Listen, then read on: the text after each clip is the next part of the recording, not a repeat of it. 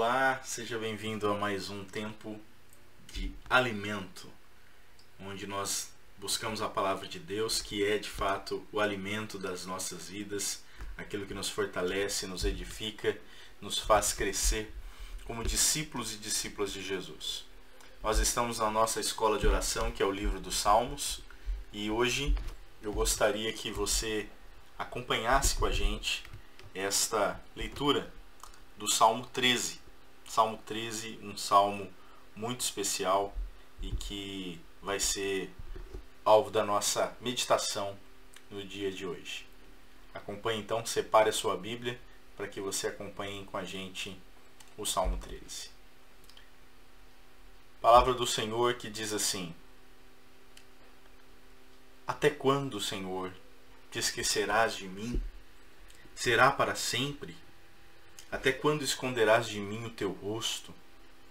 Até quando estarei relutando em minha alma, com tristeza no coração, a cada dia? Até quando meu inimigo se exaltará sobre mim? Olha para mim e responde-me, Senhor, meu Deus. Ilumina os meus olhos, para que eu não durma o sono da morte, para que o meu inimigo não diga prevaleci contra ele, e não se alegrem os meus adversários se eu for abalado. Quanto a mim, confio na tua graça, que o meu coração se alegre na tua salvação. Cantarei ao Senhor, porque ele me tem feito muito bem. Ore comigo nesse momento. Pai, que essa oração do Salmo, essa oração da tua palavra se transforme na nossa oração e nos ensine a orar. Faz isso, Espírito de Deus, em nome de Jesus. Amém. É muito importante, é muito especial a emoção que esse salmo tem. Você percebeu essa oração? Você é acostumado a ver orações assim? Talvez quando alguém pede para orar na igreja, ou alguém pede para orar na família, são poucas as vezes, ou talvez nenhuma vez, a gente presenciou alguém orando desse jeito. Alguém começando uma oração dizendo, até quando, Senhor? Como se estivesse colocando Deus contra a parede, como se estivesse exigindo respostas diante de Deus. Esse tipo de salmo, como o Salmo 6, que nós meditamos algumas semanas atrás, esse Salmo 13 também, mais uma vez aparece essa expressão. Até quando, Senhor? E nós estamos na nossa escola de oração. Nós não devemos supor que a gente sabe orar. A Bíblia diz exatamente o contrário, que nós não sabemos como orar. Mas o Espírito de Deus nos ajuda na nossa oração, nos ensina a orar e ora por nós, intercede por nós. E aqui ele nos dá na palavra, nos mediando pela palavra, uma escola de oração, que é o livro dos Salmos. E diante disso, dessa escola de oração, nós somos convidados a orar sem fazer nenhuma edição na nossa oração. Sem pensar, essa emoção, esse sentimento, esse assunto, eu não posso colocar na oração, por isso eu edito, eu censuro, eu corto essa parte. E eu não falo disso para com Deus. Eu não expresso totalmente então o que está dentro do meu coração. Não é assim que a Bíblia nos ensina a orar. Não é assim que o Espírito Santo de Deus quer nos ensinar a orar. O Espírito de Deus quer nos ensinar a orar mediante a escola de oração, que é o livro dos Salmos. E esse tipo de oração que aparece aqui é uma das emoções, um dos sentimentos diversos da vida que às vezes aparecem na nossa caminhada.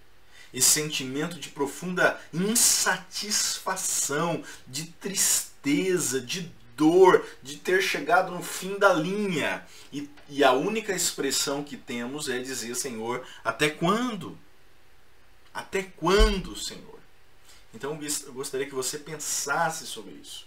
Esse tipo de salmo é chamado de salmos de lamento. De lamento. É quando nós corremos para Deus para expressar aquilo que está dentro do nosso coração, as insatisfações, a tristeza, a dor. É preciso que nós reaprendamos a lamentar. A nossa geração precisa aprender a lamentar. E nós vamos aprender a lamentar. Não a murmurar uns com os outros, reclamar de tudo, mas correr para Deus e lamentar. Pense em tantas e tantas situações que temos para aprender a lamentar. E o Salmo, ele percorre um caminho, geralmente os salmos de lamento percorrem um caminho que vai da insatisfação, passa pelo clamor e então aparece uma nova perspectiva de olhar para essa vida, que antes era só insatisfação. E a gente vai perceber esse caminho no Salmo 13. Eu espero que você esteja com a Bíblia aberta aí, se não, corre e abre. Pode pausar o vídeo e abra a Bíblia. Nós temos então a primeira insatisfação que aparece no versículo 1. Até quando, Senhor, te esquecerás de mim? Será para sempre? Até quando esconderás de mim o teu rosto? A primeira insatisfação é justamente com o fato de não estar vendo Deus na situação. É a insatisfação com o próprio relacionamento com Deus. Não por culpa da parte do próprio Deus, mas a sensação de querer mais de Deus. Até quando eu não vou te ver, Senhor? Até quando eu vou experimentar estar longe de ti? Eu anseio por mais, eu quero mais do Senhor. Esse até quando é muito importante. É perguntar ao Senhor, Senhor, por que o Senhor aparentemente está em silêncio? Por que o Senhor aparentemente está longe? E diante do silêncio de Deus, a gente sente essa sensação de clamar, de questionar isso. Sensação de que Ele está longe, sensação de que Ele não está mais agindo. Será que isso é verdade? Será que o Senhor se ausenta? Será que o Senhor deixa de agir nas nossas vidas? Certamente que não. Mas também certamente que nós experimentamos momentos assim. Essa é a jornada neste mundo caído. Nós não vamos experimentar de maneira sempre plena, o tempo todo, a presença, a ação de Deus. Por isso é importante que a gente experimente que Deus está presente, mas experimente também, por vezes, a ausência de Deus. Experimentar a ausência de Deus vai nos querer experimentar mais ainda a sua presença.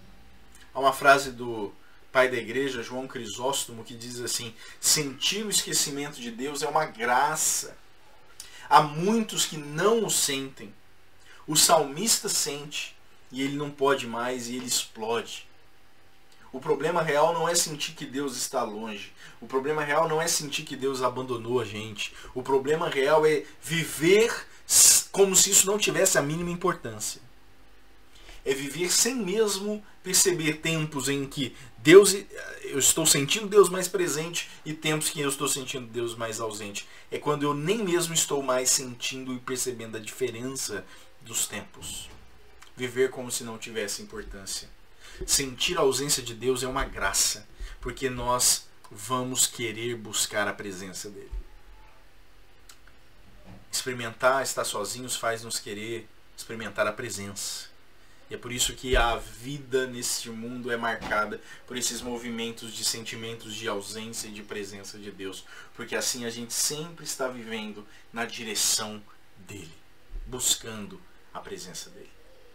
Essa é a primeira insatisfação que aparece no verso 1. A segunda insatisfação aparece no verso 2, é a insatisfação com a tristeza na vida. E ele diz assim: até quando estarei relutando em minha alma com tristeza no coração a cada dia? O salmista ora: Senhor, eu não encontro satisfação nos meus dias. E talvez muitas vezes a gente não encontra satisfação nos nossos dias por causa do estilo de vida que a gente vem vivendo. Buscando os nossos próprios planos, buscando os nossos próprios desejos, e muitas vezes desejos fora de ordem, e Deus vai ficando alheio. Deus vai ficando como de escanteio na periferia da vida, num cantinho da existência da gente. E aí, sem perceber, os nossos dias passam a ser dias de tristeza. E esses dias se multiplicam e se transformam em meses, se transformam em anos e às vezes em décadas, onde não há mais satisfação, onde não há mais prazer nem alegria. Até quando eu vou estar relutando dentro da minha alma com tristeza no coração a cada dia? Seja para onde for que a gente volte para buscar satisfação, nem nada nessa criação, nada nesse mundo vai entregar a satisfação, como apenas o Criador pode entregar. Então, é certo que essa insatisfação vai aparecer. Vai aparecer quando a gente vive para nós mesmos. Porque nós fomos chamados para viver para o Criador. Nós fomos chamados para viver para a glória de Deus, para conhecer e para viver pelo nosso Deus. E aí aparece a terceira insatisfação, quando ele diz: até quando o meu inimigo se exaltará sobre mim? E, de certa forma, Davi aqui, o autor do Salmo, tem muitos e muitos inimigos que se levantam contra ele, mas nós temos, na verdade, um inimigo das nossas almas que se levanta contra nós. E que muitas vezes nós percebemos a dureza da vida. A vida é dura, a vida ela é difícil, porque nós cedemos às tentações, porque ainda lutamos contra o pecado dentro do nosso próprio coração. A Bíblia fala dos 3 inimigos, da carne, do mundo e do diabo. E esses inimigos se levantam contra nós, cristãos, discípulos de Jesus, e querem fazer guerra, como Pedro diz, pela nossa alma. É importante que a gente lembre disso. A insatisfação da vida vem por causa do pecado. Esse é o nosso grande problema. A insatisfação da vida não vai ser resolvida por condições melhores, por circunstâncias melhores, pela eleição de um novo candidato ou do mesmo candidato que seja, por novas condições econômicas, por novas condições políticas, por um novo arranjo, por um novo emprego, por um novo casamento, por um novo imóvel, por um novo carro. Nada disso. A grande satisfação da vida vem por conta do pecado. E é essa insatisfação que o salmista tem. Eu não aguento mais ter que perceber que o pecado ainda está na minha vida. Essa pode ser a nossa insatisfação. Deve ser a nossa insatisfação. Eu quero ver um mundo, eu quero viver um mundo, eu quero ter uma vida livre da presença do pecado. E o Senhor Jesus já nos livrou da condenação do pecado na sua obra perfeita, redentora, de uma vez por todas na cruz. O Espírito de Deus está nos livrando nesse processo de santificação, dia a dia, nos livrando da influência e do poder do pecado sobre as nossas vidas. E a promessa é que no dia final, na vinda do Senhor Jesus, nós estaremos livres até mesmo da presença, até mesmo da menção do pecado. E todas essas insatisfações, a insatisfação com o meu relacionamento com Deus ainda não pleno, a insatisfação com o estilo de vida, marcado por tristeza, por insatisfação, com a maldade do inimigo, da carne, do mundo, do diabo, do sofrimento, do pecado presente em mim mesmo, do pecado presente no mundo. Tudo isso leva o salmista a clamar. Não leva ele a ficar quieto, leva ele a clamar. E esse clamor aparece quando ele ora: olha para mim e responde-me. No verso 3. Olha para mim e responde-me, Senhor, meu Deus. Os problemas na vida devem nos fazer correr para Deus, buscar de Deus a solução, em primeiro lugar, não em última instância, não quando a gente já recorreu para tudo, quando a gente já tentou tudo, quando já teve noites e noites sem dormir. Não, a oração deve ser a nossa primeira reação. E o clamor, muito mais até, muito importante nos tempos que nós estamos vivendo. Precisamos aprender a orar e precisamos aprender a clamar. Olha para mim e responde-me, Senhor, meu Deus. A insatisfação na vida impede que a gente viva vidas tranquilas, confortáveis, mas que seriam apenas vidas que girariam em torno de nós mesmos. Vidas vividas para nós mesmos e não vividas para Deus, na direção de Deus, para a honra e para a glória de Deus.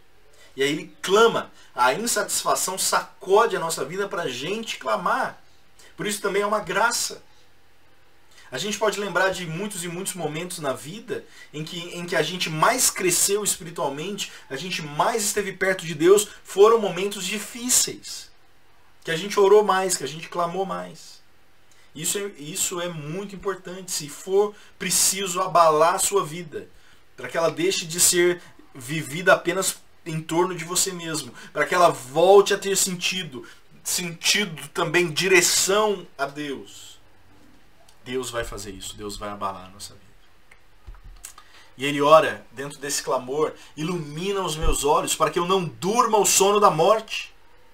Essa é a nossa vida. A gente vive num mundo cercado de trevas. É essa a expressão que a Bíblia traz. Sofrimento, trevas, sem esse estilo de vida que leva um relacionamento frutífero com Deus, e a gente vai acostumando a essas trevas. E aí o resultado é que eu posso vir a dormir o sono da morte. O que é esse sono da morte aqui, que aparece aqui?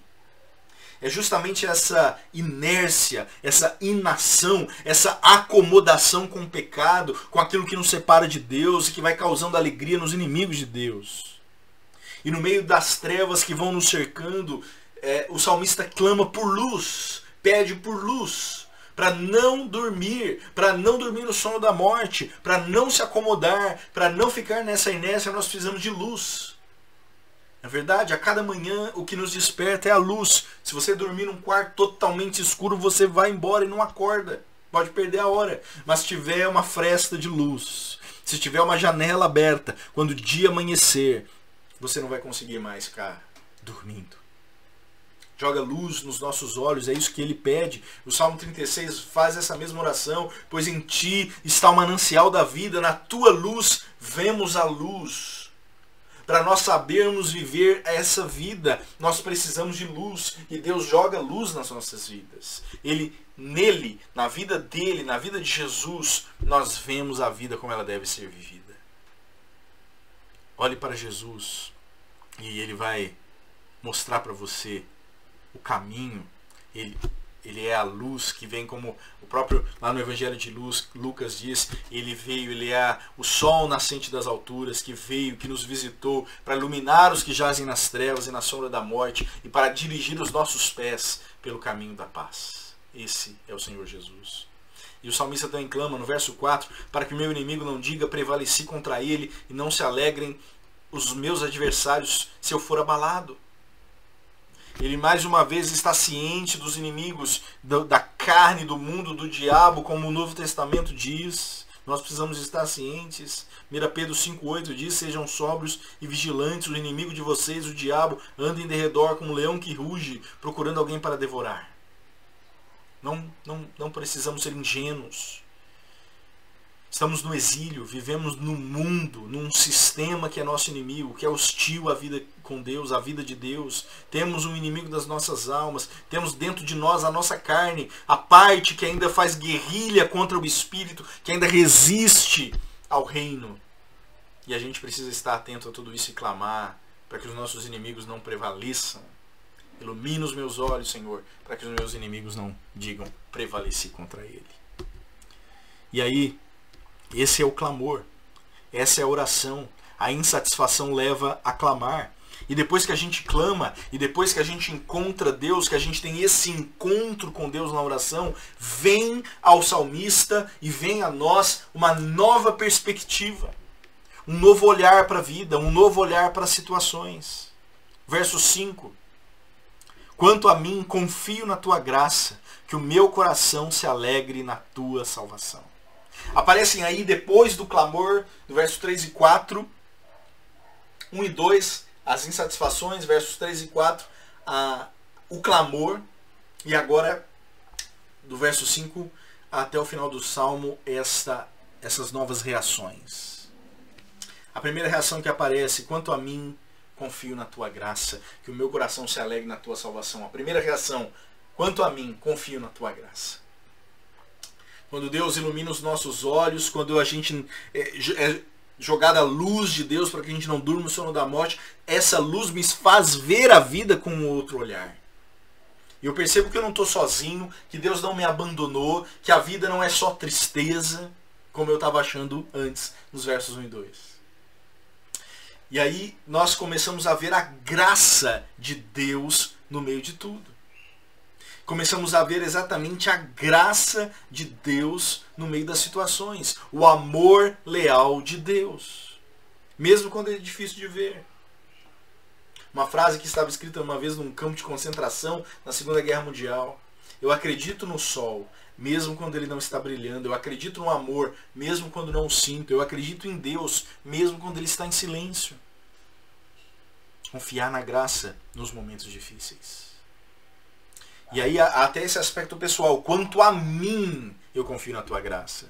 Pode estar todo mundo não confiando, pode estar todo mundo se desesperando, pode estar todo mundo com medo, pode estar todo mundo chutando balde. Eu vou confiar na tua graça. Mas mais ou menos parecido com Josué lá no capítulo 24.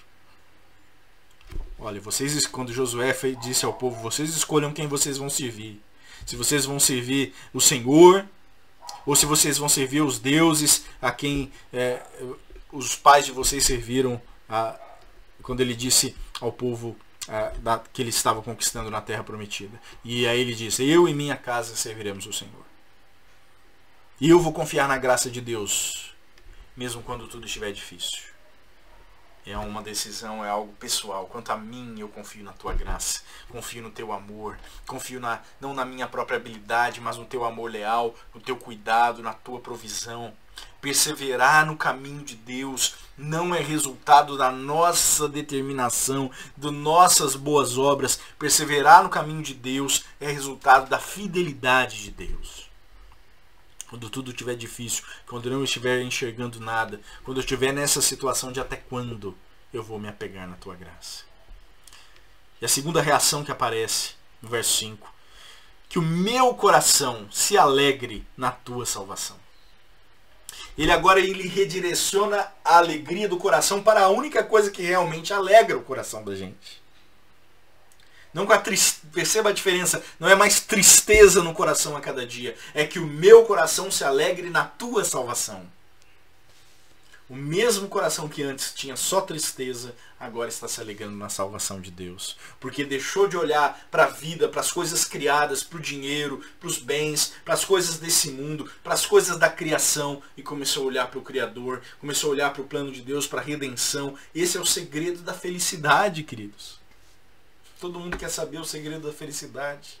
O segredo da felicidade é ancorar o nosso coração naquilo que não muda, na fidelidade de Deus. E a gente, claro, vai experimentar dias tristes, claro que vai experimentar dias maus, mas vamos ter uma alegria perene. Quando Deus está se tornando o centro da nossa vida, a gente vai se alegrando nele, na salvação dele, nas obras dele, no que ele está fazendo, ao invés do que eu estou tentando fazer.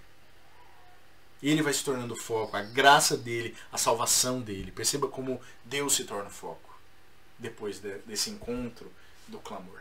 E aí vem a nova proposta de vida. Cantarei ao Senhor porque ele tem feito muito bem, no último verso. Viver a vida para louvor de Deus. Diante disso tudo, das insatisfações, e que me levaram a clamar, que me trouxeram uma nova perspectiva do entendimento da graça e da alegria na salvação em Deus. Eu vou ter uma nova vida agora, um novo propósito de vida. Eu vou cantar ao Senhor porque Ele me tem feito muito bem. E não, o cantar aqui quer dizer fazer da vida uma vida de louvor ao Senhor. Em tudo que eu faço, eu vou viver para a glória de Deus, para o Deus da minha vida.